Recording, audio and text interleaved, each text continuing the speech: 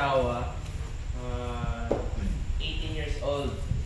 Tapos, ang chapel ko is Immaculate Heart of Mary. Ako lang isa dito sa may chapel. So, nagkapangita-pagit ko sa nagpapagid ng mga sakristan na same kami sa chapel.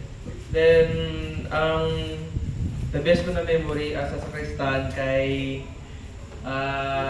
tong time na si Father Dance pang wala parokos ito. Then ako baguhan pa lang ko si Todo, nag-observe pa lang kami, pero ginapatry na sa amon huyat ang mga chalice, ang siborium dito sa taas, nag-serve na kami sa taas. Then hindi ko balaan na bawal kay Captain ang naglesingan na chalice. Itong mga kwanaw, itong hostya. So pagkatapos ng misa sito, may mabilin man. So, ang hindi nyo dapat imuon sito na kamuulit ang magdawat dito sa taas. Kundi dapat kaabagid ang magkuha.